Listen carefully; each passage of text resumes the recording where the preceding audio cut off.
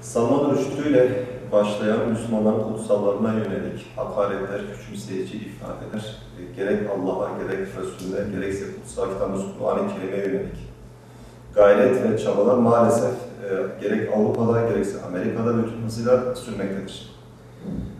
Bizim kanaatimize göre bu tür provokatif eylemlerin temel hedef ve gayesi İslam dinini ve tabii ki Müslümanları dünya genelinde terörize etmektir. Müslümanları katı ve vahşi göstermektir.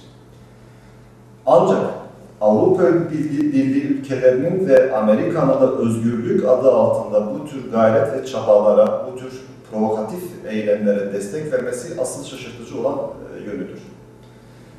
Fakat hamdolsun ki bugün bütün yeryüzünde Müslümanlar kendi kutsallarına sahip çıkma adı altında gerçekten kendine yakışan tepkiler, tavırlar ortaya koymuştur. Hele hele ülkemizde ve özellikle de Diyarbakır'da İslami kesimin, Müslüman camianın demokratik bir şekilde kimseyi rahatsız etmeden, şiddet yoluna başvurmadan bu tür gayretkeşleri, bu tür provokatifleri, bu tür münafıklık hissesi altında yapılan çalışmalara tepki göstermesi gerçekten Müslümanlar adına sevindirici, mutluluk vericidir.